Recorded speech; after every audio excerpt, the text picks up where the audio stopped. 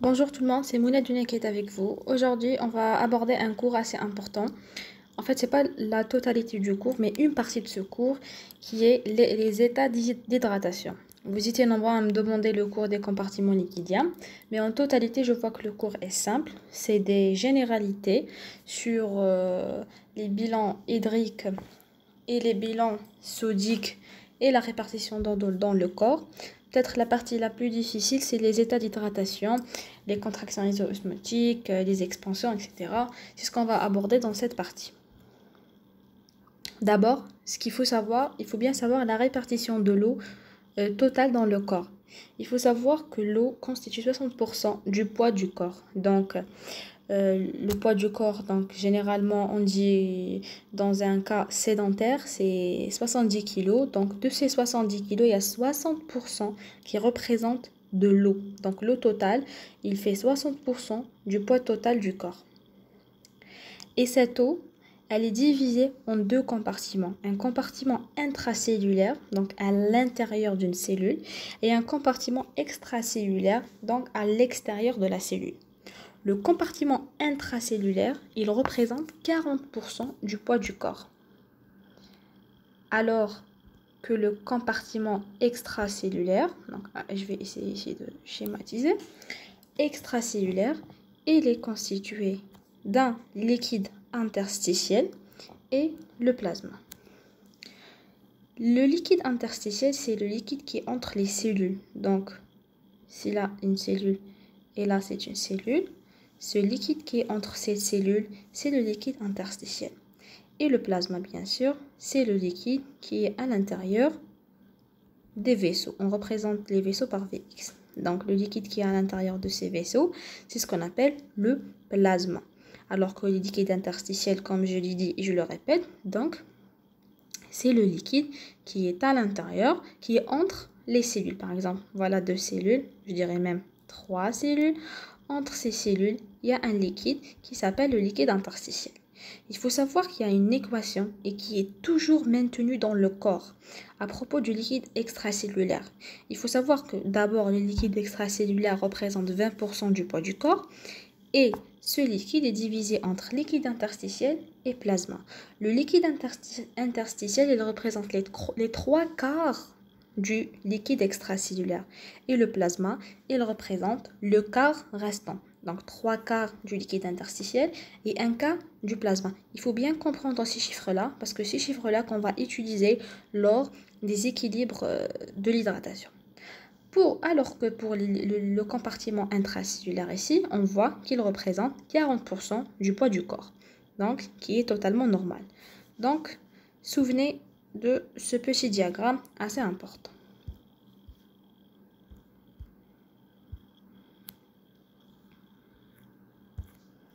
Maintenant, c'est juste une autre diaporama pour vous expliquer. Ici, ils vous disent que le liquide intracellulaire est un liquide enfermé dans une membrane plasmique. Donc voilà la membrane plasmique. Donc voilà, celle-là, c'est la membrane. À l'intérieur de cette membrane, il y a le liquide intracellulaire. Celle-ci, il est séparé de liquide cette membrane, elle sépare le liquide intra du liquide extra. En fait, la proportion d'eau est très différente selon le type cellulaire. Donc, voilà, c'est ce qu'on a déjà expliqué. Donc, la membrane de la cellule, elle divise le compartiment intra du compartiment extra. Comme on a dit déjà, le intracellulaire, il représente 40%, le extra, il représente 20%. De ces 20%, 15% sont pour le liquide interstitiel qui est entre les cellules et 5% qui est pour le plasma. Voilà une autre schématisation. Ici, on vous représente une autre fois le liquide intracellulaire. Donc, voilà des cellules. On vous représente le liquide interstitiel qui est entre les cellules. Et on vous représente le liquide qui est au niveau du capillaire sanguin, qui est le plasma. Donc, plasma plus liquide interstitiel, c'est le liquide extracellulaire. Et le liquide intracellulaire, c'est exactement en fait le liquide qui est à l'intérieur de la cellule. Il faut savoir qu'à l'intérieur de ces liquides, il y a ce qu'on appelle des ions. Il y a deux choses qu'il faut savoir. Il faut savoir que l'ion extracellulaire majeur, c'est le potassium. Et l'ion intracellulaire majeur, c'est le sodium. Donc, voilà. Donc, il y a en fait des répartitions à savoir. Maintenant, je vais vous... Attendez. Je vais revenir vers l'arrière. Voilà. Maintenant, on entre dans le vif du sujet. On passe aux états d'hydratation. Le premier état qu'on va aborder, c'est la perte d'un liquide isotonique, ce qu'on appelle contraction iso-osmotique. Donc, vous imaginez avec moi quelqu'un qui a eu une hémorragie ou même une diarrhée sévère. L'hémorragie, c'est du sang. La diarrhée, c'est un liquide. La diarrhée est toujours accompagnée avec de l'eau. Donc, c'est pourquoi on dit à quelqu'un qui a une diarrhée, buvez beaucoup d'eau. Aux gens qui ont des diarrhées sévères, on leur dit de boire beaucoup d'eau. Et l'hémorragie sévère, c'est quelqu'un qui a perdu beaucoup de sang. Quand on perd du sang, on perd du plasma. Et quand on perd du plasma, on perd du liquide extracellulaire. Savez-vous que le plasma représente 5% du liquide extracellulaire? Et le liquide extracellulaire représente 20% du liquide total. Donc voilà mon compartiment extracellulaire. J'ai eu une perte. Qu'est-ce que ça veut dire? Ça veut dire que mon compartiment extracellulaire a diminué de volume. Donc volume a diminué. Mais cette perte, elle était iso-osmotique. Qu'est-ce que ça veut dire? Ça veut dire que j'ai perdu les mêmes quantités de liquide entre le plasma et le liquide interstitiel. Donc si par exemple j'ai perdu 1 litre de sang, ça veut dire de ce litre, 1 litre, j'ai perdu 0,25 plasma et 0,75 liquide interstitiel. Selon la loi qui dit que le liquide extracellulaire est divisé en 3 quarts liquide interstitiel et 1 quart plasma. Ça veut dire, d'une autre façon, que les concentrations ioniques sont constantes, sont iso-osmotiques. Il n'y a pas eu un changement de répartition des ions. Donc, il n'y a pas un échange d'eau. Donc, le liquide intracellulaire, il restera stable. D'accord? Donc, il n'y a pas une migration d'eau du liquide intracellulaire au liquide extracellulaire, vu que les deux compartiments sont iso-osmotiques. Les mêmes concentrations sont constantes. Donc, si la concentration dans le compartiment intracellulaire et la concentration dans le compartiment extracellulaire est la même, il n'y aura pas un mouvement d'eau, parce que l'eau marche du compartiment où il y a le plus de concentration ou au compartiment où il y a moins de concentration afin de les équilibrer. Donc, je répète, en cas d'hémorragie ou de diarrhée, je perds du liquide. Ce liquide, c'est un liquide extracellulaire. Mais, si je vais perdre 1 litre, je vais le perdre entre le plasma, donc je vais perdre 0,25, et le liquide interstitiel, je perds 0,75. Donc, la perte était égale entre les deux compartiments de ce domaine extracellulaire. Donc, certes, j'ai perdu de l'eau, mais j'ai gardé les mêmes concentrations. Mettez ça en tête. J'ai perdu de l'eau, mais les concentrations étaient constantes. Donc, j'ai pas eu un mouvement d'eau du compartiment intracellulaire. Et on l'appelle contraction parce qu'il y a une diminution de l'eau, tout en gardant la même concentration. Donc, on l'appelle iso-osmotique. Iso, ça veut dire constante, la même. Donc, c'est une contraction parce que j'ai diminué le volume. Elle est iso-osmotique parce qu'il n'y a pas eu un mouvement d'eau et j'ai gardé les mêmes concentrations. De cela, il faut savoir, on va toujours vers l'équilibre. Donc, le volume diminue Mais ce volume, lorsqu'il diminue, il suit toujours la même équation qui est 1/4 plasma et 3/4 liquide interstitiel. Et l'osmolarité reste stable. Le deuxième état qu'on va aborder, c'est le cas d'un gain d'eau.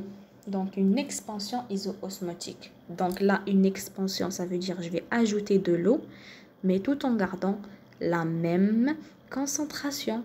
C'est le cas de la perfusion d'une solution de NaCl isotonique. Qu'est-ce que ça veut dire?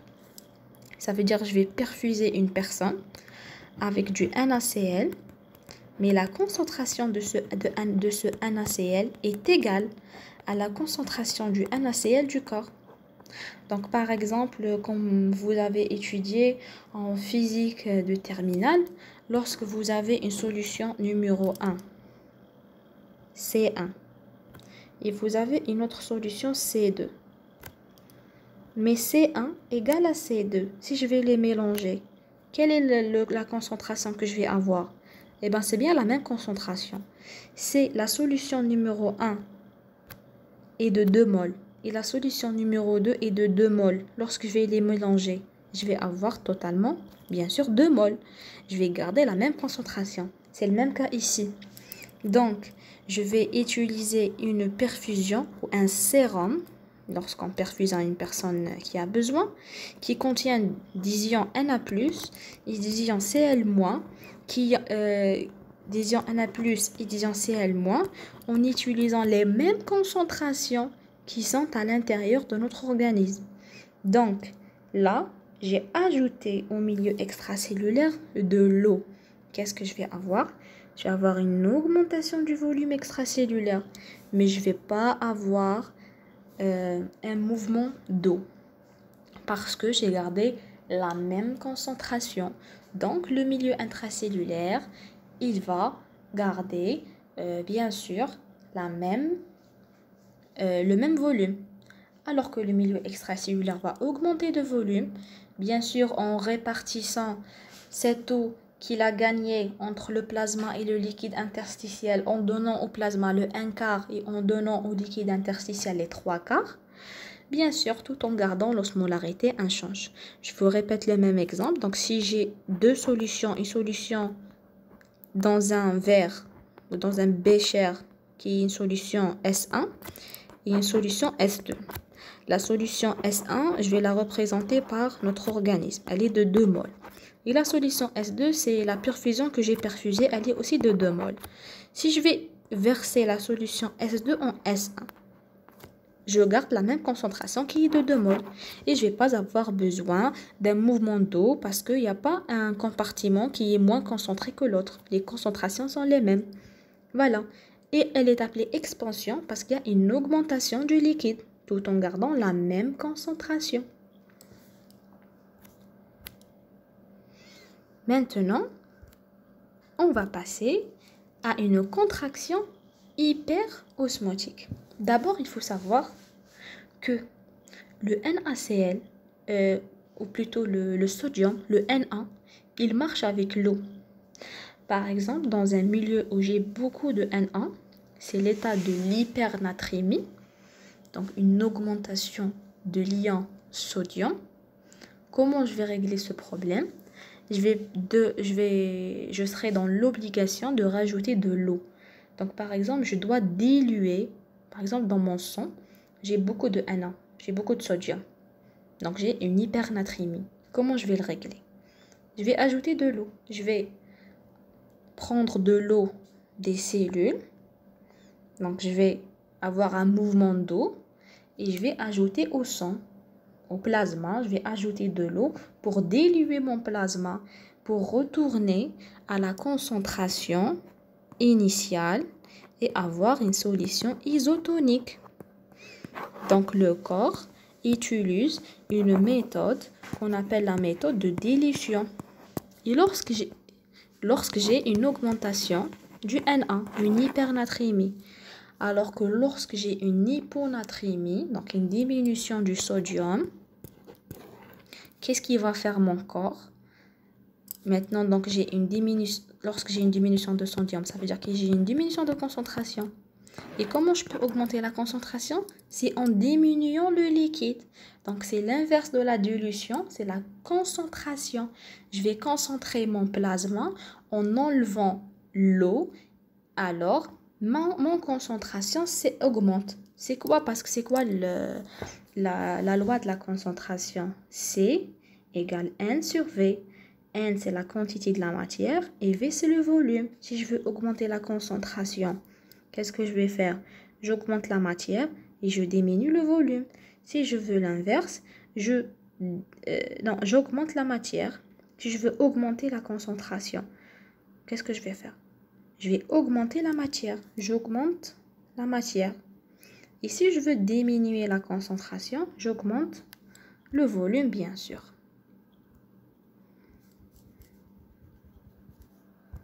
Non, maintenant, j'ai juste... comment dirais-je? J'ai juste expliqué ce truc. Maintenant, on retourne à la contraction hyperosmotique. Maintenant, dans ce cas, on aura une contraction. Ça veut dire une diminution de liquide. Mais dans ce cas-là, cette diminution de liquide va m'engendrer une augmentation de la concentration. Parce que j'ai diminué le liquide tout en gardant la même quantité de la matière. Alors, ce que j'ai eu une augmentation de la concentration. Donc, j'ai eu une solution hyperosmotique. Dans ce cas, c'est le cas de la transpiration excessive ou le cas du diabète insipide. Qu'est-ce que ça veut dire diabète insipide? Donc, c'est une maladie et parmi les symptômes de cette maladie, donc de ce diabète, c'est que la personne, elle urine excessivement. Elle va libérer ou beaucoup d'urine. Il faut savoir aussi que les urines, c'est des liquides et c'est de l'eau. Donc, qu'est-ce que je vais avoir? Je vais avoir une diminution. Attendez, je vais juste utiliser le curseur.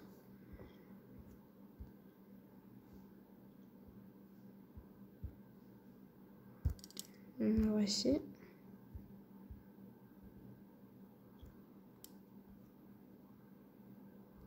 Désolée, j'ai un petit problème technique ici.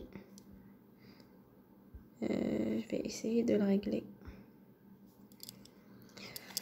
Voilà, les problèmes techniques. Désolée. Voilà, on a réglé le problème. Donc, comme je disais, dans ce cas-là, je vais avoir une perte d'eau, du liquide extracellulaire. Cette perte d'eau, elle va m'engendrer une augmentation de la concentration. C, c'est concentration. Et concentration, c'est la même chose que l'osmolarité. Donc, je vais dire, elle va m'engendrer une augmentation de l'osmolarité. Dans ce cas-là, qu'est-ce qui va se passer? Il va y avoir un mouvement d'eau. Et la loi du mouvement d'eau, elle dit que l'eau se déplace du milieu le plus concentré au milieu le moins concentré. Donc l'eau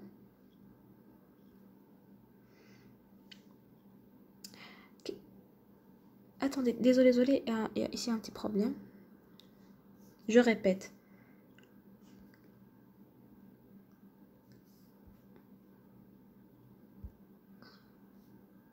Comme je vous ai dit, la sortie d'eau ici, elle va m'engendrer. On n'est pas là. Voilà, on est là. Donc, une contraction hyperosmotique. Qu'est-ce qui va se passer? Au début, j'ai une diminution du volume parce que j'ai perdu de l'eau. Et j'ai une augmentation de l'osmolarité extracellulaire.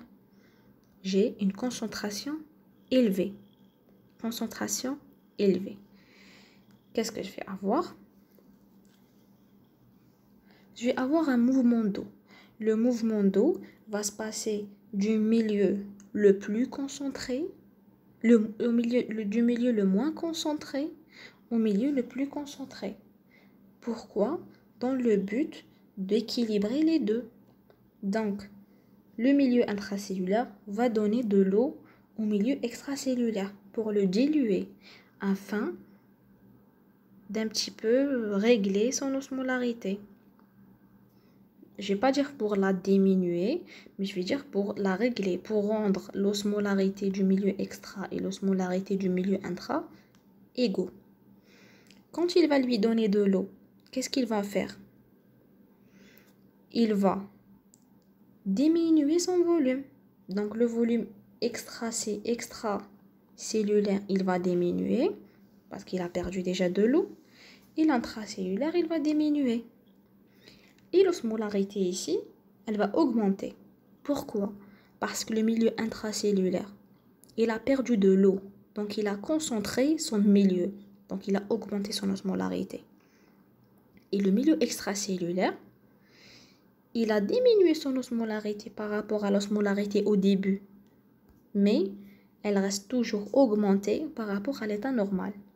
Mais elle est toujours égale à l'osmolarité du milieu intracellulaire. Je sais que c'est un peu compliqué, mais il faut suivre pour comprendre. Donc je répète. Dans ce cas-là, j'ai eu une perte dans le milieu extracellulaire. Cette perte, qu'est-ce qu'elle m'a fait? Elle m'a diminué le volume extra et elle m'a augmenté l'osmolarité.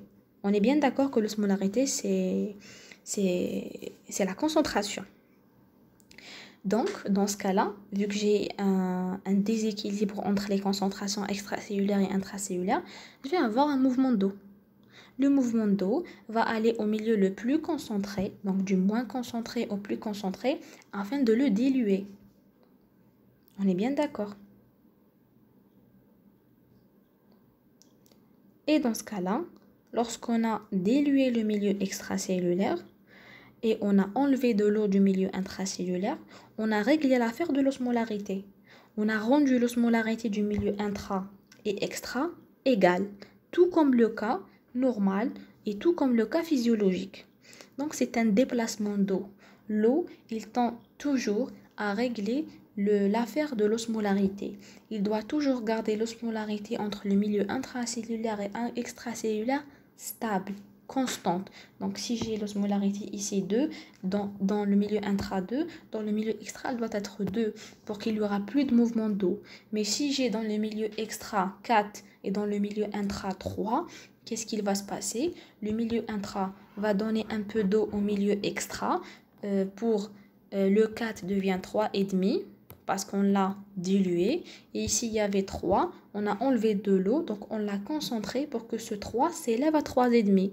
Alors, on aura un état d'équilibre 3,5, 3,5.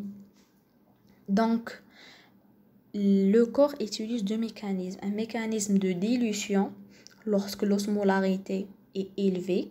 Dans le milieu où l'osmolarité est élevée, on le dilue. Et dans le milieu où l'osmolarité est diminuée, on le concentre. On dilue en ajoutant de l'eau et on concentre en enlevant de l'eau.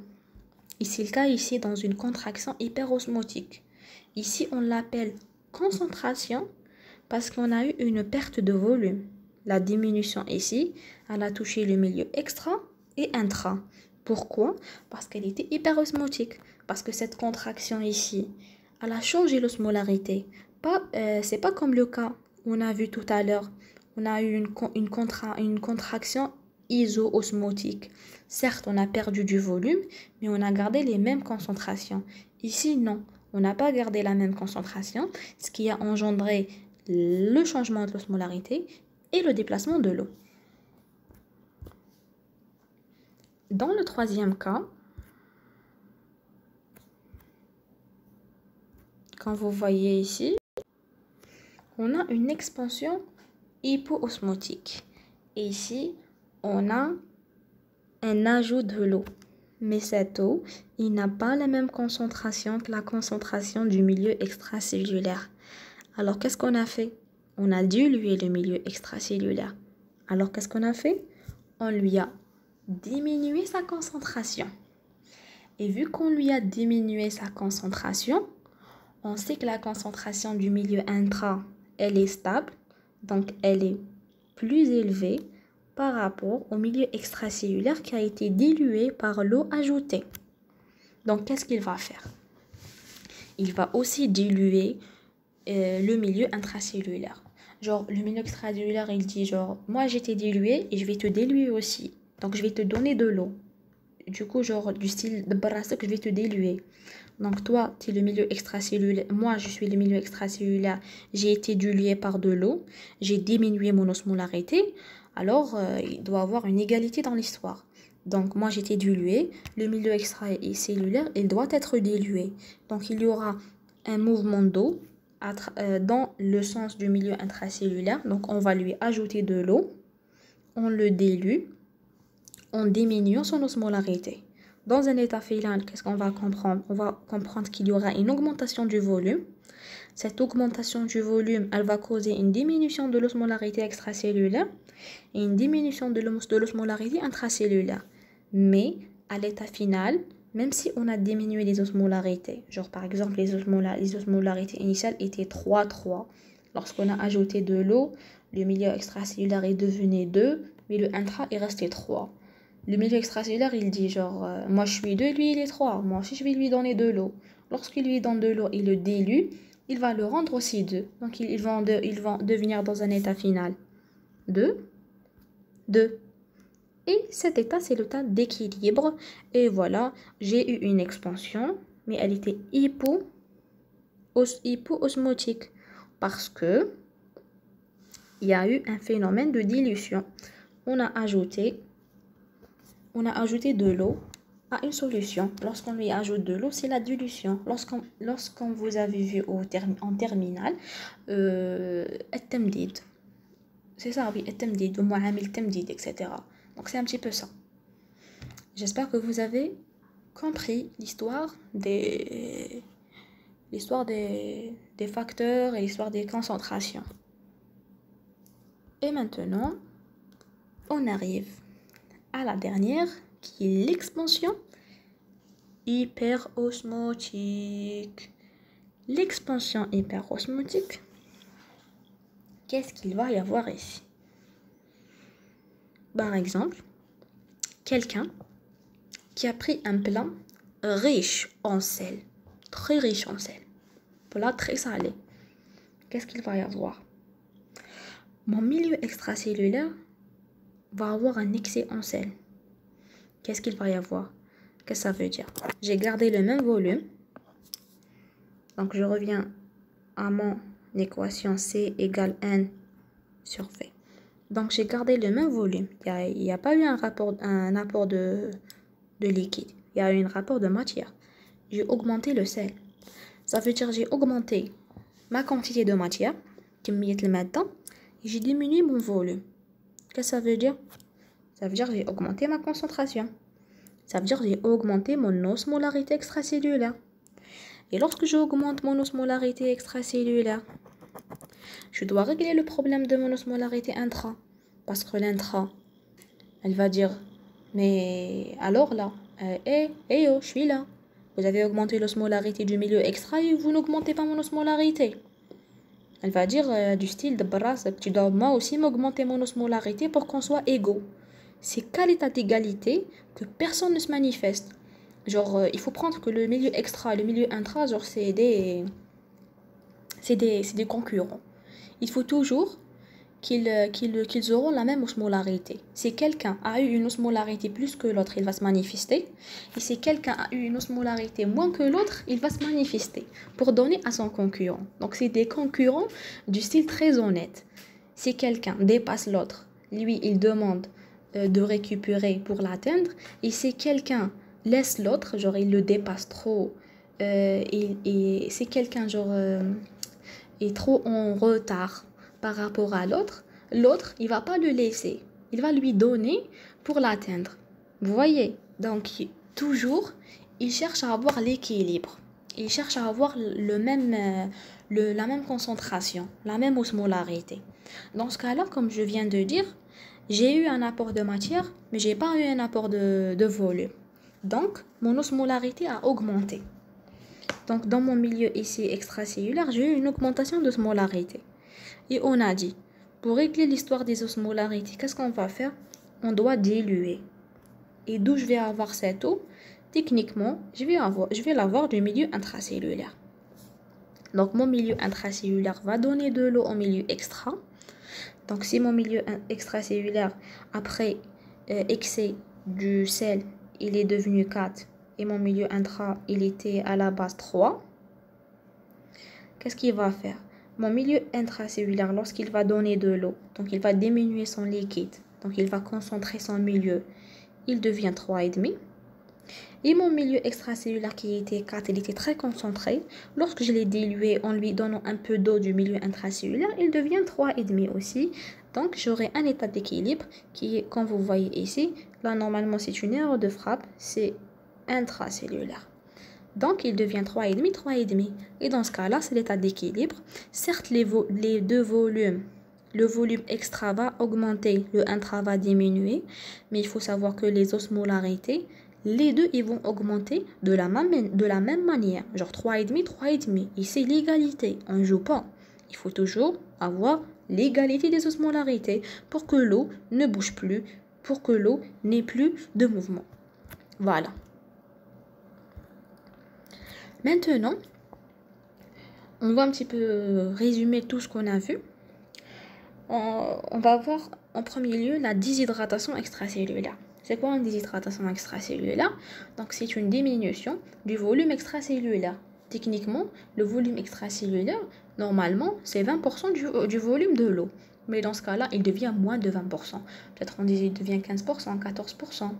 Voilà. Donc, elle correspond à une diminution du volume du compartiment extracellulaire avec ces deux secteurs, plasma et secteur interstitiel. Elle est due soit à une perte nette du sodium. Qu'est-ce que ça veut dire? Lorsqu'on perd du sodium, on diminue la matière. Qu'est-ce que j'aurai? J'ai diminué la matière. Ça veut dire que qu'est-ce que j'ai fait? J'ai diminué la matière. Attendez, je vous explique. C égale N sur V. La déshydratation, elle est due à deux problèmes. Soit par une perte nette du sodium, ça veut dire le N est diminué. Dans ce cas-là, N diminué, V est stable. Qu'est-ce que j'ai ici? J'ai une diminution. Une diminution de la concentration. Et comment je vais augmenter ma concentration? Je dois avoir une déshydratation, vous voyez? Voilà, comme je viens de dire, lorsque je diminue la matière, mais je garde le même volume, c'est pas normal, parce que là, dans ce cas-là, je vais avoir une hypoosmolarité. Mais pour rendre mon osmolarité normale, je vais perdre du sodium et je vais perdre de l'eau. Parce que comme on a dit au début de la vidéo, l'eau suit le sodium. L'eau et le sodium sont des amis. Lorsque le corps perd du sodium, il perd de l'eau. Le mouvement d'eau et le mouvement de sodium sont agonistes, sont réciproques. Ils vont dans la même direction. Souvenez bien de ça. Parce que lorsque j'ai une hypernatrémie et une hyponatrémie, dans ce cas-là, j'ai un problème de déshydratation et de hyperhydratation. Donc, une déshydratation extracellulaire est accompagnée d'une hyponatrémie extracellulaire, une diminution nette du sodium. Ça veut dire le bilan sodé est négatif. Qu'est-ce que ça veut dire bilan sodé est négatif? Ça veut dire que les entrées et les sorties ne sont pas les mêmes. Ça veut dire que les sorties sont plus que les entrées. Par exemple, si je vais ingérer 20 grammes du sodium, je vais digérer 40 grammes du sodium. Donc, j'ai fait sortir une quantité plus que celle que j'ai mangée. Dans ce cas-là, je vais avoir un bilan négatif. J'ai une perte. Je n'ai pas un gain et je n'ai pas un équilibre. Et donc, lorsque je perds du sodium, je perds techniquement de l'eau avec. En effet, pour maintenir l'anatrémie constante, toute perte de 150 nanomoles du Na s'accompagne d'une perte d'1 litre d'eau plasmatique. Imaginez, si je perds 140 millimoles de sodium, je vais perdre 1 litre de l'eau plasmatique et je vais avoir une déshydratation extracellulaire techniquement. Parce que je dois perdre de l'eau pour garder la natrémie stable. Donc là, c'est le corps est, on va dire, il est un petit peu, pas, je vais pas dire débile, mais il est programmé. Lorsque je perds moi du sodium, je dois perdre de l'eau pour garder la même équation C est égale n sur V, pour toujours garder la même concentration, pour garder la natrémie stable. Parce que les effets de l'hypernatrémie sont très pénibles. Donc je dois garder cette natrémie stable. Mais tout en gardant cette natrémie stable, je vais payer la sauce et je vais la payer par une déshydratation extracellulaire. Voilà. Donc, si la déshydratation extracellulaire est pure, donc une perte sodée iso-osmotique, l'osmolarité extracellulaire, elle restera stable. Parce que j'ai perdu de l'eau, le volume que j'ai perdu, c'est le même. Et je ne vais pas avoir un mouvement intracellulaire. Normalement, on a vu ça déjà. Lorsque la perte est pure, ça veut dire elle est iso-osmotique. Comme on a vu déjà dans la contraction iso-osmotique, j'ai pas un changement de milieu intra parce que j'ai pas un mouvement d'eau.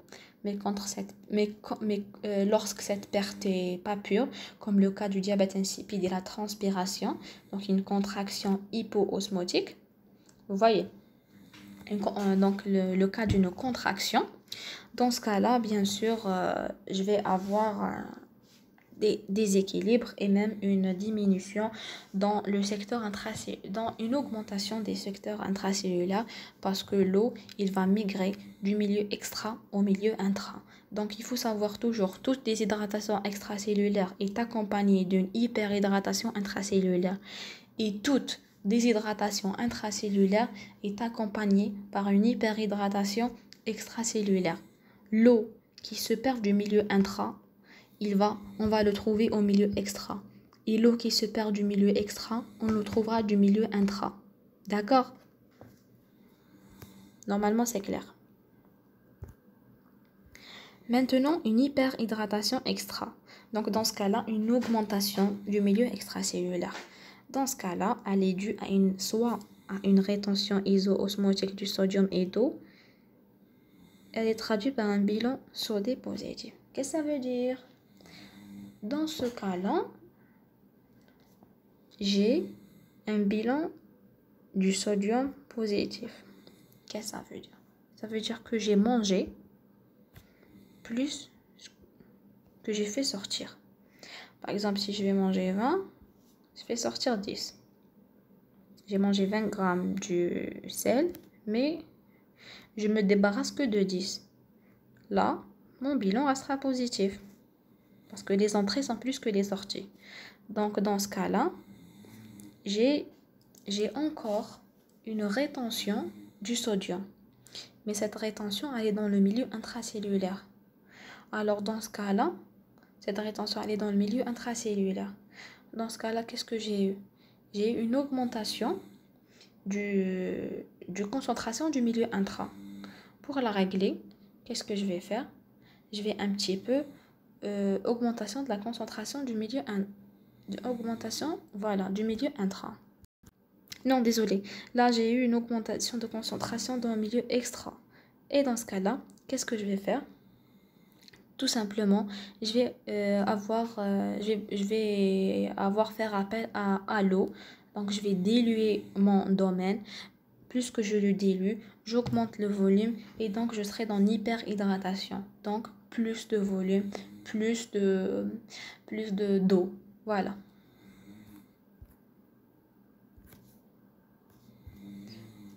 Maintenant, on passera.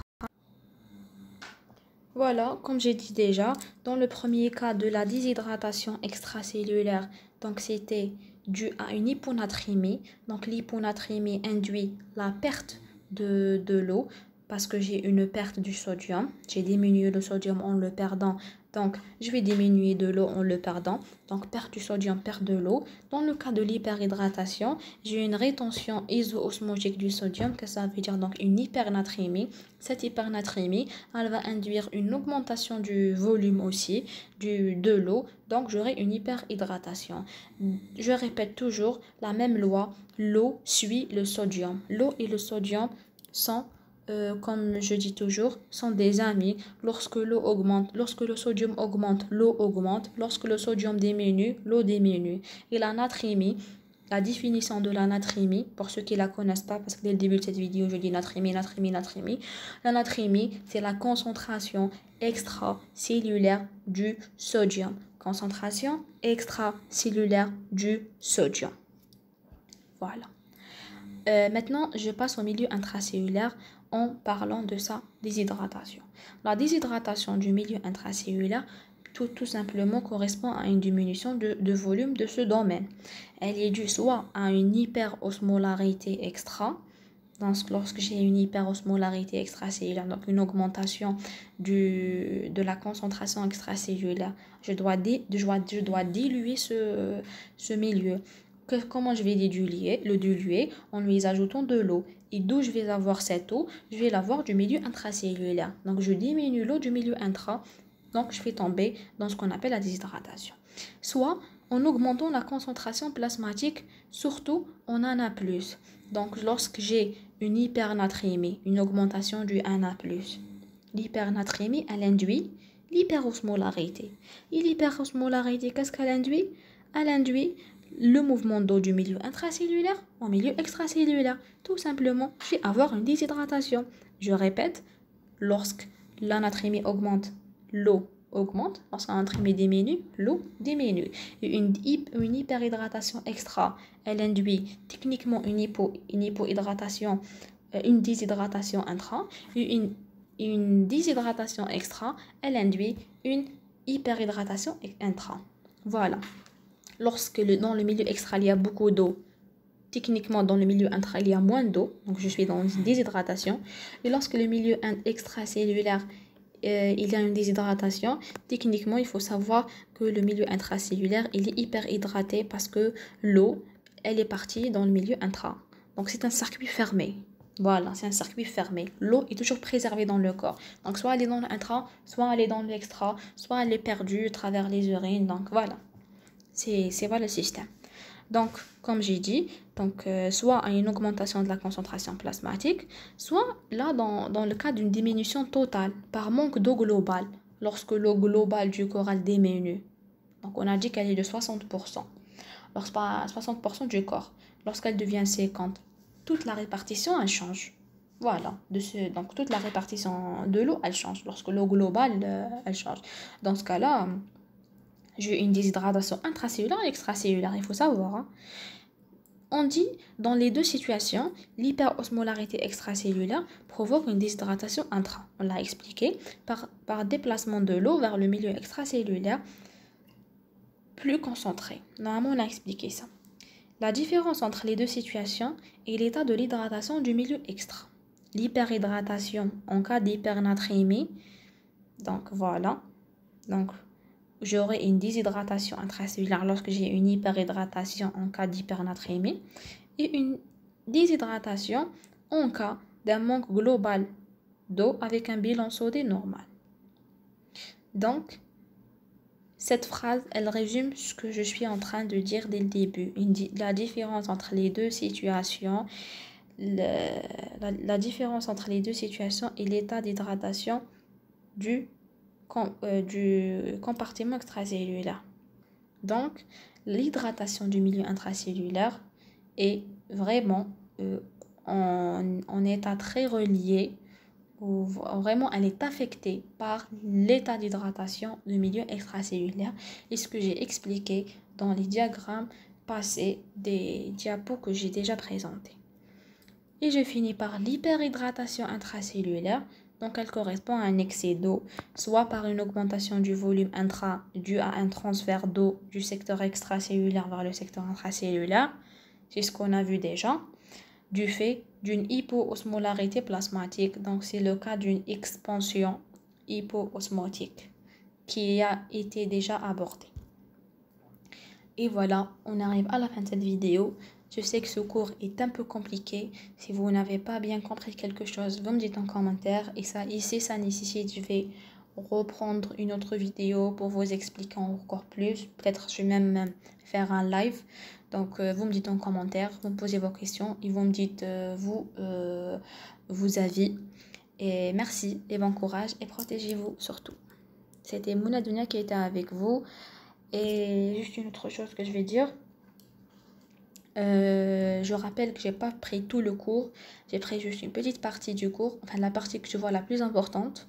Mais si vous voulez des parties précises que je réaborde encore, donc voilà, je répète, on me dit en commentaire. Merci et protégez-vous.